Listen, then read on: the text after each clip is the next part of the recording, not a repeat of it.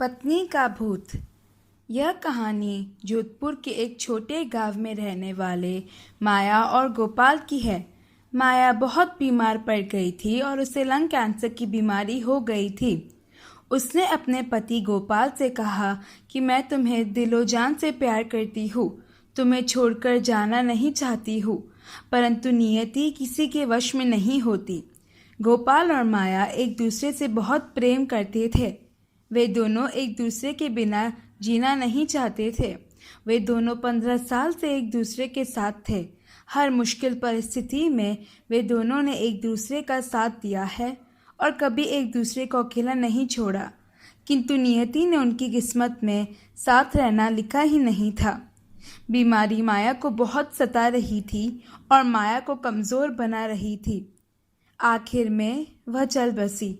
मरने से पूर्व गोपाल ने माया को वादा किया कि वह उसे कभी नहीं भूलेगा और किसी दूसरी औरत से शादी नहीं करेगा। अगर उसने ऐसा नहीं किया तो उसकी आत्मा उसे चैन से जीने नहीं देंगी। कुछ दिन बीत गए और गोपाल को तन्हाई काटने लगी। वह किसी लड़की के महापोश में बंध गया था। उसने उस लड़की से शादी कर ली। पहली पत्नी माया की आत्मा पहुंच गई।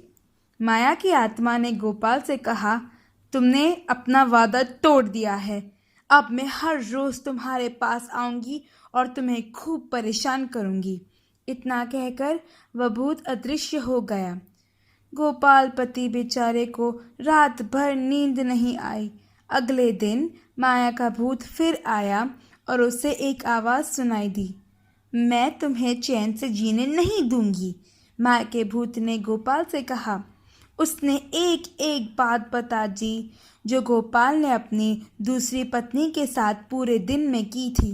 अब तो गोपाल बेचारा इतना डर गया था कि थर थर कांपने लगा था। अगले ही दिन वह एक जैन मास्टर के पास गया और अपनी सारी दुखड़ा मास्टर को सुना डाली। वह अत्यंत ही घबराया हुआ था। मास्टर ने कहा, यह प्रेत बहुत चालाक है। उसे एक एक बात का पता है जो तुम अपनी पत्नी और दूसरे लोगों से करते हो। अब मैं तुम्हें जैसा कहता हूँ तुम वैसा ही करना। दूसरी रात को वह यानी गोपाल उसकी पहली पत्नी की आत्मा को देखता है जो गोपाल के सामने प्रकट हो जाती है। गोपाल ने माया के भूत से कहा, तुम चाहती हो कि मैं अपनी दूसरी पत्नी को छोड़ दूँ? तो ठीक है, इसके लिए तुम्हें एक प्रश्न का जवाब देना होगा। अगर तुम मेरे प्रश्न का जवाब नहीं दे सके और असमर्थ हो गई तो तुम्हें हमेशा के लिए मेरा पीछा छोड़ना पड़ेगा। तुम्हें हमेशा के लिए मुझे और मेरी पत्नी को छोड़ के जाना पड़ेगा। भूत ने हामी भरी और बोली, मंजूर है। गोपाल ने एक पोटली में बहुत सारे छोटे छोटे कंकड़ लिए और बोला, बताओ मेरी पोटली में कितने कंकड़ हैं? माया का भूत उत्तर नहीं दे सका और हमेशा के लिए गायब हो गया। गोपाल जैन मास्टर के पास पहुंचा और धन्यवाद दिया। उसने जानना चाहा कि आखिर इस प्रश्न में ऐसा तो क्या था कि भूत भाग गया।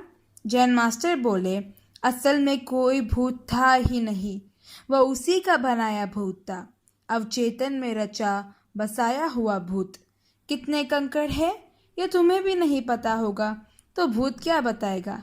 कई बार हमें गिल्ट फीलिंग होती है, हमें पुरानी घटनाओं पर अफसोस और खींच होता है, अपराध बोध होता है। गलतियाँ किससे नहीं होते, पर उसे जीवन भर सालते रहने से क्या फ़ायदा। क्या सचमुच में भूत होते हैं? भूत के अस्तित्व पर एक बड़ा सा प्रश्न चिन्ह लगता है। यह मात्र वहम भी तो हो सकता है। इस कहानी से हम यह सीखते हैं कि जो कुछ भी दिखाई देता है वह हमेशा असली नहीं होता है। कई बार हम चीज़ों को अपने ऊपर इतना हावी कर देते हैं कि जो अस्तित्वहीन होता है हम उसे हमारी ही चिंता से अस्तित्व दे बैठते हैं।